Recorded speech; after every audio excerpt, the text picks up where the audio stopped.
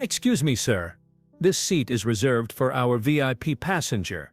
Julian Cole looked up calmly from his tablet. He'd been sitting in 1A for exactly 4 minutes. The leather was still cool, his coffee untouched. Across from him stood a flight attendant in her late 40s. White, neat uniform, stiff smile. Name tag Pam. Julian's voice was calm. "Yes. It is reserved. For me." Pam's eyebrows lifted slightly. "Sir, this seat is for VIP tier passengers only." Julian didn't blink. "That's correct." Pam stood still, unsure how to proceed.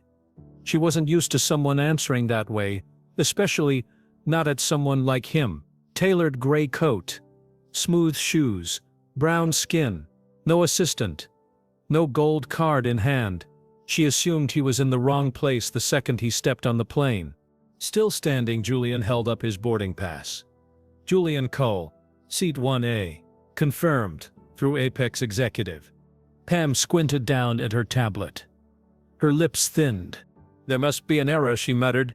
"We had Mr. Wheeler booked in this seat today." Julian tilted his head. "Then your system is outdated. That seat was booked 3 days ago, directly through Apex Corporate." Pam hesitated. "Sir, are you flying for business?" "I own the business," he said, without raising his voice. She didn't seem to register it, or didn't care. Pam turned, muttering to herself, then disappeared toward the galley. Julian watched her go without a word. The plane smelled like leather and citrus oil. Luxury, quiet, power. He designed it that way. Apex Aviation wasn't just a company he ran, it was his. 30 private jets in the sky, a waiting list of A-list clients, and his name on every top-level login. Still, here he was, being questioned for sitting in a seat he paid for, on a plane he owned. Julian opened his tablet again. 30 seconds later, she returned with another crew member. Younger guy, mid-20s, nervous energy. Name tag Nick. "Hey, sir." "I think there's a little confusion with the seating chart," Nick said, his tone polite but rehearsed. "You're listed under business class." "I was rerouted last minute by my office," Julian replied. They confirmed the upgrade internally. Nick forced a chuckle. "Yeah. It's just this seat is typically for our Apex tier clients. We can find you something just as comfortable toward the middle." Julian didn't move, he didn't speak. Instead, he opened his settings app, entered his passcode, and tapped into the Apex Aviation Master Access panel. Pam peered over his shoulder. The screen didn't just show a booking. It showed a dashboard that only corporate-level staff had access to. CEO credentials, fleet management tabs, staff rosters, live dispatch control. At the top corner, one name, Julian D. Cole, CEO. Pam's mouth dropped just slightly. But before she could say anything, a voice came from the plane's entrance. "Now that's what I call first class." A tall white man in a flashy watch and navy suit stepped on board, pulling a carry-on, sunglasses still on inside. Julian didn't even need to ask. This was Mr. Wheeler. Pam's entire face changed. She smiled brightly. "Mr. Wheeler, so glad you made it." Wheeler gave a casual laugh. "Looks like we've got a seat mix-up here, huh?" Pam turned to Julian. "Sir, we're going to need to ask you to relocate so Mr. Wheeler can get settled." Julian stared at her. Not angry, just disappointed. Nick fidgeted beside her. "Sir, if you'd like, I can personally walk you." Julian raised one finger and tapped his tablet once more. A soft ding sounded from the cockpit. Pam blinked. What was that? Julian stood, slowly, with the kind of stillness that makes a room nervous. "I wouldn't worry about that," he said. "It's just the sound of your jobs leaving the chat." Then he walked down the aisle, not because he had to, but because he wanted to see who else needed reminding. The ding still echoed faintly in the cockpit when First Officer Reyes glanced toward the alert console. She frowned. "Did you hear that?" Captain Jansen looked up from his pre-flight checklist. "Was that an Apex override?" Reese tapped the screen. "Yes, sir. Priority command code. CEO authorization. Julian Cole." Jensen's eyes narrowed. He's on board. Looks like it. They exchanged a look. Both had been with Apex Aviation long enough to know that when Julian Cole logged in from inside a plane, something serious was happening. Jensen reached for the headset. "Get me operations, now." Back in the cabin, Julian walked calmly down the aisle, hands behind his back like he was on a quiet tour of his own company. Because he was. Passengers were starting to board now. An older couple, a woman with a toddler, a man with a briefcase. They all looked confused by the tension in the air. Most didn't speak, but they felt it. Nick trailed behind him, nervous, still trying to save his job before it vanished mid-flight. "Mr. Cole," he said carefully, I didn't realize who you were, sir. If I had..." "You'd have treated me with respect?" Julian asked calmly. Nick stopped walking. "Yes. I mean, I would have..." Julian turned to face him. "No. You would have treated me like someone with power, not someone with respect. Those aren't the same thing." Nick looked down. Pam was still standing in the aisle near 1A. Mr. Wheeler now sat in the seat meant for Julian, comfortably flipping through a magazine, legs stretched out like he owned the place. He didn't even notice the look Pam kept shooting toward the cockpit. Something was wrong and she could feel it crawling up her spine. Julian returned to the front. Jason, the third flight attendant, younger, sharper, quieter, watched everything from the galley. He stepped aside as Julian approached. "You're the only one who hasn't lied to me today," Julian said. Jason straightened. "I wasn't sure what was happening, but I had a guess." Julian nodded. "Good instincts. You'll need those." Just then, the cockpit door opened. Captain Jansen stepped out, headset still looped around his neck. His posture had changed. Serious, formal, sharp. "Mr. Cole," he said immediately. Julian nodded once. "Captain, may I speak with you privately?" Julian tilted his head. "You can speak here. Everyone listening already made their choices." The captain didn't argue. "I just got off with Apex Operations," he said clearly. "They confirmed your override. You're listed on this flight not just as a VIP, but as internal oversight." Pam turned pale. Nick's mouth dropped. Even Mr. Wheeler looked up from his magazine. Jansen continued. "They've requested that I debrief the crew immediately, pending investigation. I've also been instructed to remove any staff who failed protocol." Julian didn't flinch. "I'm only going to ask this once," he said, turning to Pam and Nick. "Who decided to move me from seat 1A? Pam hesitated. There was confusion. "Who made the call?" Nick glanced sideways at her, then down again. Pam's face twisted. "I did." Julian nodded. "Noted." Mr. Wheeler stood. "Hey, wait a minute. I was told this seat was mine." Julian looked at him, not angrily, not even annoyed, just assessing. "Your name?" "Roger Wheeler," he said quickly. "I've flown Apex for over a year. I know the owners." "I am the owner," Julian said flatly. Wheeler's face flushed. He sat back down quietly this time. Julian turned to the captain. "Disembark the entire cabin crew except Mr. Jason here. Get replacements from ground staff immediately. I'll call HR myself, and Captain." "Yes, sir." "Pull the security footage. This entire exchange is going to training." The captain nodded and headed back to the cockpit. Pam was shaking now. "You don't have to do this," she said, under her breath. "It was just a mistake." Julian looked her in the eyes. "That's exactly why I do." The stairs to the plane hissed open as the ground team rolled a portable gate up to the aircraft's side.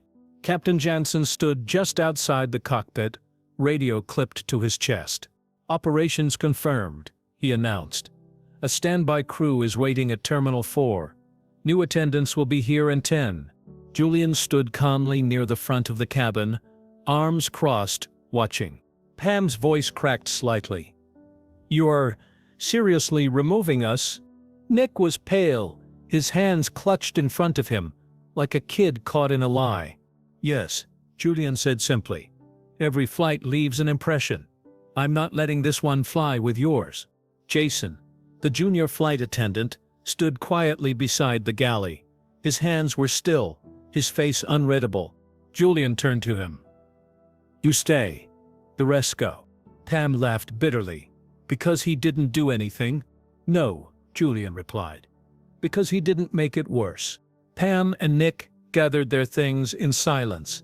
Passengers had begun whispering. The older couple in row 2 looked at each other in disbelief. The man in the back seat pulled out his phone and tilted it ever so slightly, quietly recording. Pam's voice dropped low as she passed Julian. "You could have just told us who you were." Julian didn't even look at her. "You could have just done your job," he said. Nick walked behind her, eyes glued to the floor. The two descended the stairs into the morning light where an HR representative and 2 Apex supervisors waited. One of them held a tablet. The other had a folder. Pam's voice rose slightly as she reached the ground. "It was a misunderstanding." "No," the HR rep said, not raising his voice. "It was a moment of judgment, and you failed it." Julian watched from the cabin door, eyes steady. He wasn't smiling. He wasn't angry. He was done. He stepped back inside as the door sealed with a pressurized hiss. Jason looked at him. "What now, sir?" "We finished the flight," Julian said. "And make sure the next time this happens, it doesn't." In the cockpit, the captain received another message from operations. "Confirm incident complete. CEO override approved. Staff reassignment in progress. HR notified." He glanced back toward Julian and Jason. "Mr. Cole," he called, "would you like to delay departure any further?" Julian sat back down in 1A, smooth as ever. "No, we've already cleared the runway," he said, lifting his tablet. "Let's fly." Jason gently placed a fresh coffee on his tray table. "Welcome aboard, sir." Julian didn't respond immediately. He simply nodded. Because for the first time that morning he finally was. The jet moved slowly toward the runway. Inside, the silence was thick. Not awkward, but alert. Passengers sat a little straighter, whispered a little softer, because they all knew they had just seen something they'd talk about for a very long time. Jason walked through the aisle with practiced ease, checking seatbelts. But every now and then, his eyes flicked to Julian. He wasn't just nervous, he was in awe. Julian sat in 1A like nothing had happened. Back straight, legs crossed, tablet open, calm, like someone who didn't need to prove anything, because his presence was proof. In the row behind him, the older couple finally spoke. "Did you see her face when he showed that screen?" the man said. "I've never seen someone turn that white, that fast," his wife replied.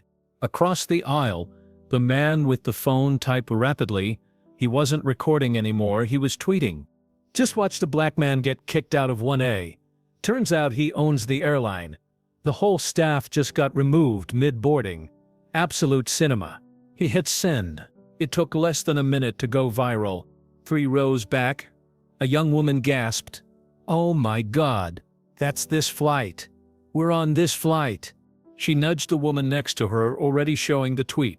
Jason moved quietly through the cabin, offering water now. His hands didn't shake anymore. His confidence had histed, because now he knew who he worked for. Not just in title but in principle. Julian didn't say a word. He didn't need to. The captain's voice came on overhead. "Ladies and gentlemen, we are cleared for takeoff. Please remain seated, and thank you for flying Apex." The engines rumbled. The plane rose. And so did the story. By the time they hit cruising altitude, the tweet had hit 2 million views. One passenger glanced up, caught Julian's eye, and nodded respectfully. Julian nodded back. Another leaned toward Jason and whispered, "That was the cleanest clapback I've ever seen." Jason smiled but said nothing. In the back, a quiet murmur passed from row to row. "Did you know who he was?" "No. But you could tell, once he stood up." He never even raised his voice. Julian tapped a message into his tablet, addressed to his executive assistant. "Send incident footage to training. New crew protocol needs rewriting. Title the case file. 1A is for everyone." Then he closed the device, folded his hands, and looked out the window. He had just turned a moment of disrespect into a lesson the entire company and half the internet would remember. And he hadn't even left the ground when it began. Somewhere over Nevada, the flight settled into quiet hums and clinks of drink trays. But online it was chaos. Julian's name was trending in 5 countries. Not because of a press release, not because of a lawsuit, but because someone finally showed what power looked like when it didn't yell. The tweet had crossed 4.3 million views. By the time the plane would land in LA, it would pass. The original caption had grown, with new layers added. He didn't threaten. He didn't argue. He tapped his screen, and 5 minutes later the crew got pulled off the jet. This is how you handle disrespect. Screenshots of Julian's Apex CEO dashboard were circulating, blurry but real. People were tagging airlines, CEOs, influencers, civil rights groups. Everyone had something to say. Inside the plane, Jason brought Julian a warm towel. "Sir," he said carefully, "just wanted to thank you for not firing me along with them." Julian looked up. "You didn't make assumptions. That's all it takes." Jason nodded and returned to the galley, a little taller than before. In the cockpit, the captain received an alert on his secondary screen. He tapped into the company's internal notification system. CEO Julian Cole incident flagged by PR. Major media outlets requesting statements. Ground team prepping statement. Captain Jansen turned in his seat. "Well," he muttered, "this isn't just a personnel issue anymore." Reyes glanced over. "It's a company shift." In the first-class cabin, Julian sent a new message to his board liaison. "No damage control. No excuses. Let the story play. I want the world to see that silence can have consequences too." Back in row 4, a businessman whispered to his seatmate, "You know what I liked the most?" "What?" He never told them who he was.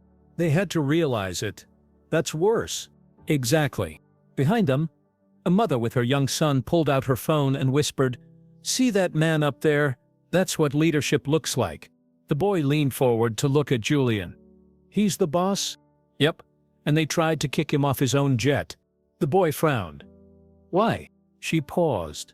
"Because they judged the outside," she said softly, "not the inside."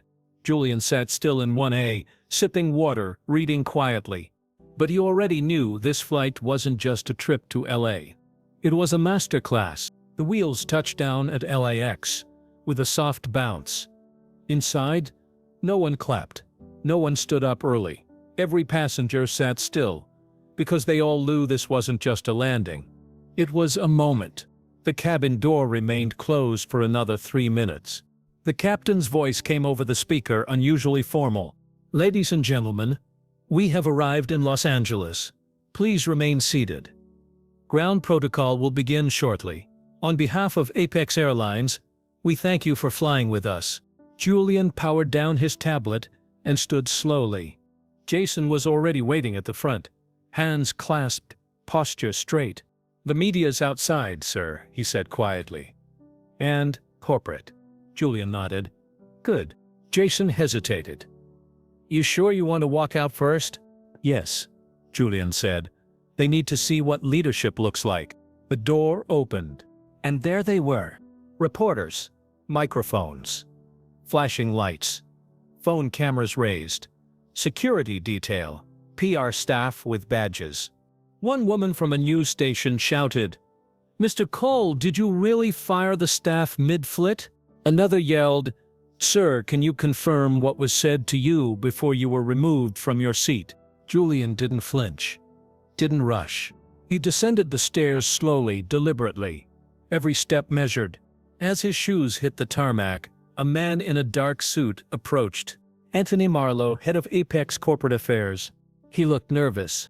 "Mr. Cole," he said, "we've begun internal review, launched a crisis comms protocol, and drafted a formal apology." Julian held up a hand. "No apologies, no statements, no excuses, but let it ride," Julian said. "The world is watching, and this time, they're watching us get it right." Behind them, passengers began disembarking. A few smiled at Julian as they passed. One woman nodded and wibbled, "Thank you for handling it the way you did." A young man bumped fists with Jason and muttered, Best flight I've ever been on. The woman who tweeted the original video stood at the top of the stairs, now with her camera down. She didn't record Julian. She simply watched. Because for all the noise online, this moment felt quiet. Like history doesn't always come with fireworks. Sometimes it comes with stillness. Marlo stepped closer to Julian, glancing at the cameras. We've had 29 job applications this morning. People are tagging us saying, "Now that's the kind of company I want to fly with." Julian gave a short nod. "Then let's live up to it." The door behind him closed with a hiss, and the internet erupted again, because someone caught the shot. A black CEO walking calmly down the stairs of his own jet, while the press and the public realized what had just happened. He wasn't loud. He wasn't angry. He was just in control. The next morning, the Apex boardroom was packed. 12 members sat at the long glass table. Suits, ties, tablets open. A large screen showed the latest news headlines on mute. Behind them, CNN. Apex CEO sparks airline industry shakeup after mid-flight staff removal. BBC Julian Cole shows how to fire with class and purpose. Twitter, 1A is for everyone trending worldwide. The room buzzed with low voices until Julian entered. Silence fell immediately. He didn't wear a suit, just a black pullover, crisp slacks, and his signature calm. He sat at the head of the table and folded his hands. Board member Linda Cross leaned forward. "Julian, it's gone global. The footage.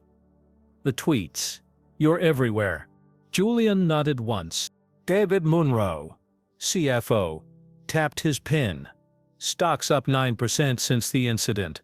We're getting a lot of press, but we also got 46 calls from union reps, 12 crew complaints, and 2 lawyers threatening wrongful termination lawsuits.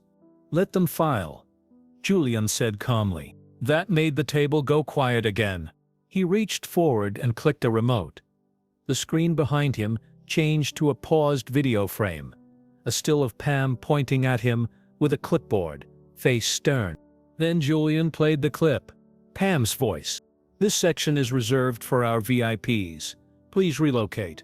Then came Nick. "This seat isn't in your class tier, sir. You'll need to move." The room watched, stone-faced. When the clip ended, Julian spoke. "This is what happens when appearance replaces process." No one argued. Linda cleared her throat. "So, what now?" Julian stood slowly and walked toward the screen. "I've seen every airline apologize after the fact," he said. "They put out a soft press release. Blame it on training. Say the word diversity 10 times. Then they move on." He turned to the board. "We're not doing that." David raised an eyebrow. "You want to stay in the fire?" "No," Julian said. "I want to use it." He clicked again. Now on the screen, a new program title, Operation 1. Jason's name was listed.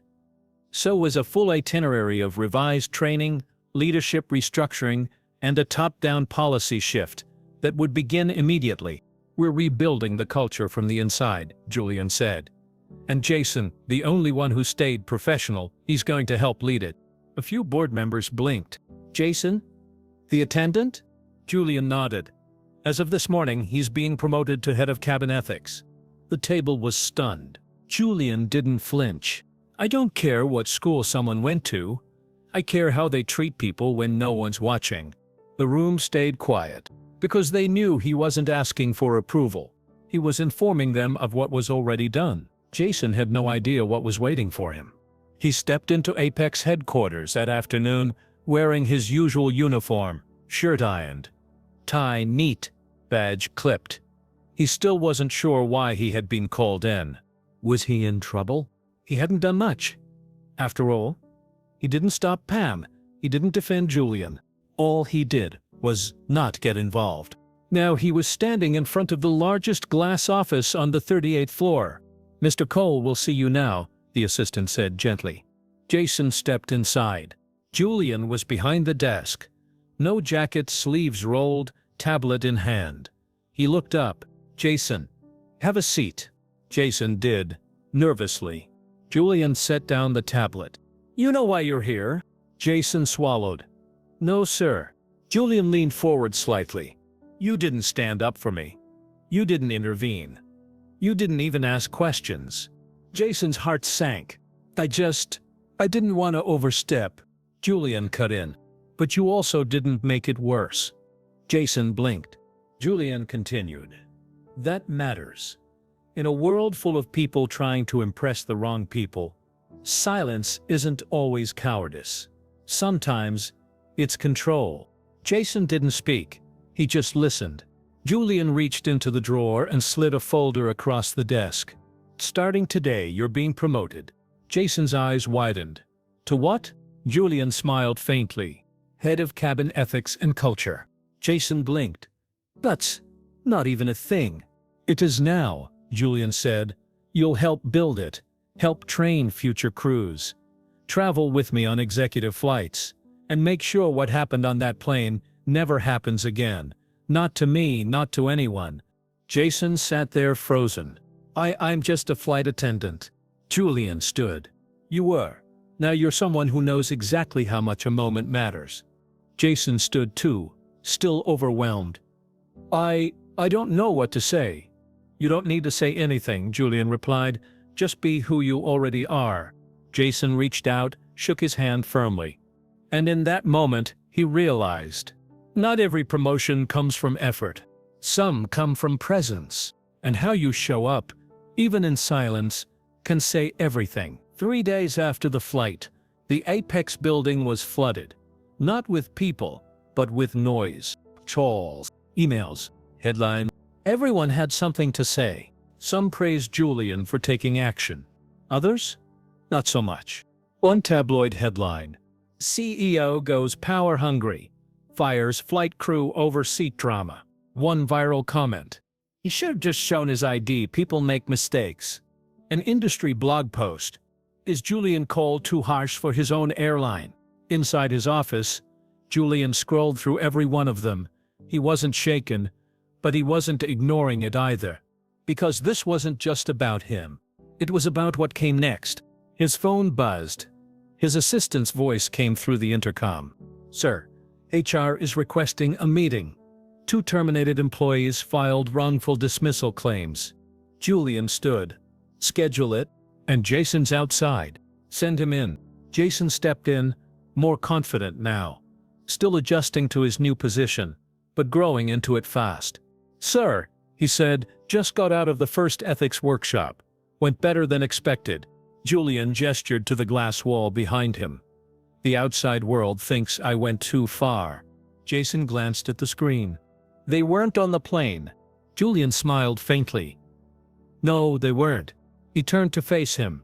But it's not enough to be right, he said. We also have to explain why. Jason nodded. Then let's show them. That afternoon, Julian called an emergency company-wide virtual meeting. Every employee, every rank. He stood in front of a white backdrop. No logos, no flashy branding. Just his voice. 3 days ago, he began. A mistake happened on one of our flights. But it wasn't the kind that delays takeoff or loses a bag. It was deeper than that. He paused. A mistake in judgment. He looked straight at the camera. I was removed from a seat I paid for. Not because of a booking error, but because of an assumption. He let that land. Some say I should have spoken up, flashed my title, raised my voice. But I believe people should be treated with respect, whether they're a CEO or a customer flying for the first time. The chat on the live stream lit up. That's leadership. I'll never fly with anyone else again, Julian continued. From today forward, every single Apex employee will go through 1A training. It's not about memorizing procedures. It's about unlearning bias, learning presence, and understanding the power of one small moment. Then he signed off. Calm, sharp, real. That clip, just 2 minutes and 10 seconds, hit 6 million views in under 12 hours. Even the critics paused. Because for once, they weren't watching a man defend his image. They were watching a man rebuild his company, brick by brick, from the seat they tried to take from him. The HR conference room was cold. Quiet. Neutral walls. Long glass table. Nothing to hide behind. Pam sat on one end, arms folded. Nick sat beside her, eyes low. Julian entered without a team, without legal backup, just himself. The HR director nodded. "Mr. Cole, thank you for attending this appeal in person." Julian didn't sit immediately. He looked at both of them. "Before we begin, I want to say something." Pam rolled her eyes. "Here we go." Julian ignored it. "I'm not here to humiliate you. I'm not here to play a game." He finally sat down. "I'm here to give you something most people wouldn't. Clarity." Pam's jaw tightened. "We made a mistake. That's what this is all about, right? We didn't recognize you." Julian leaned forward slightly. "No. You didn't see me." Pam flinched. Just a little.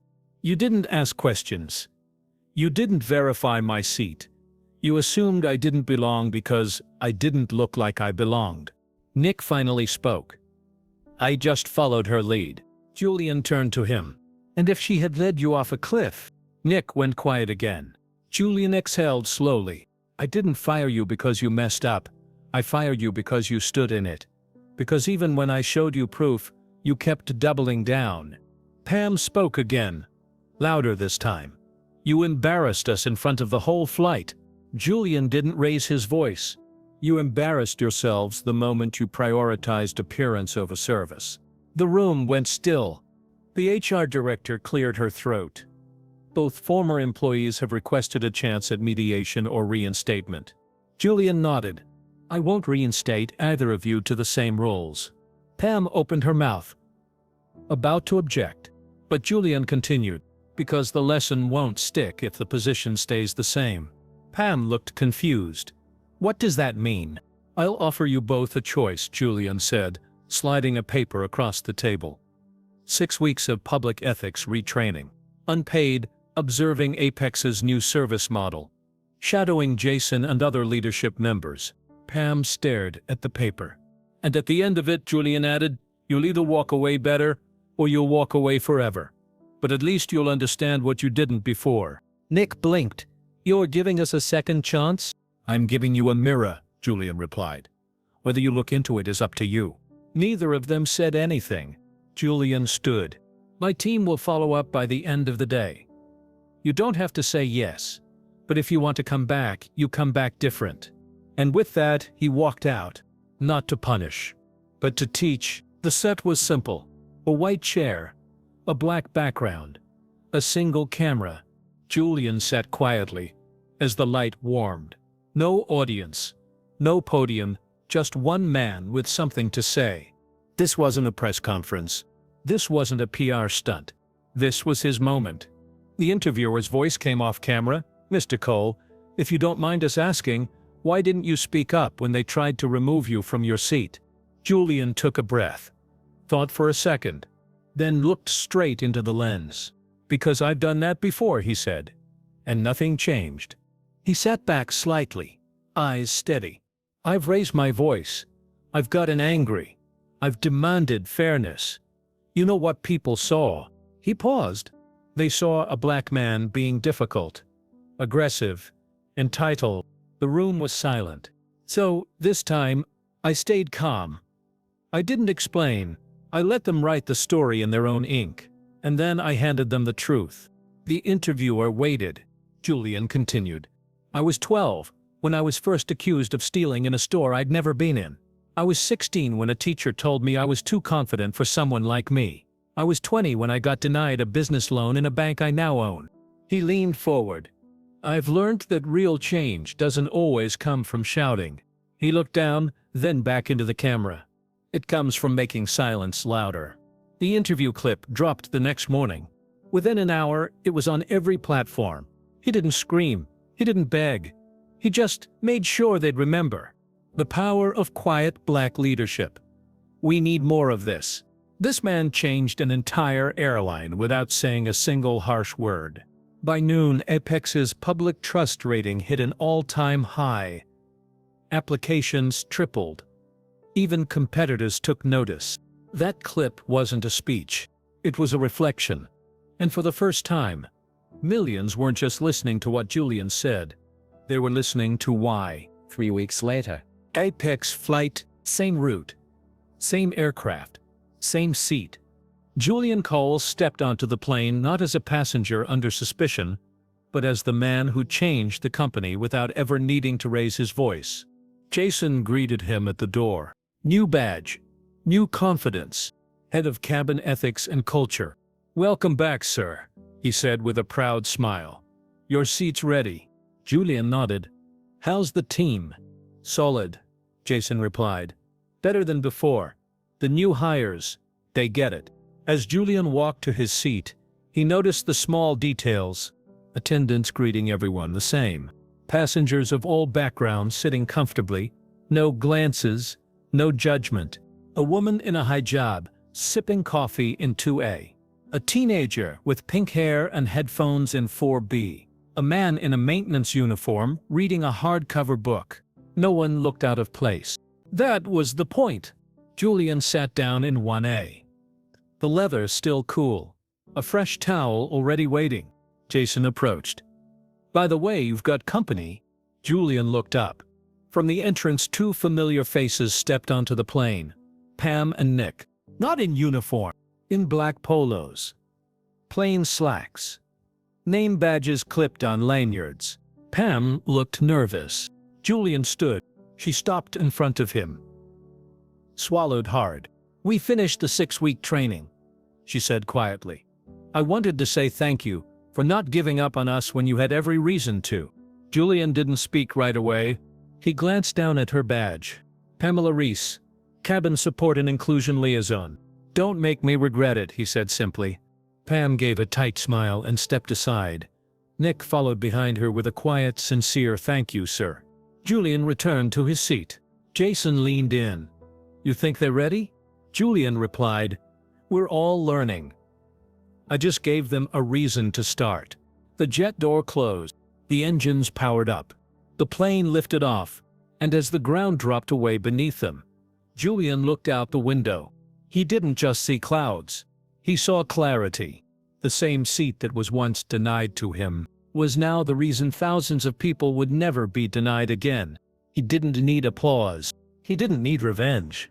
He just needed to make sure no one else had to stay silent to belong.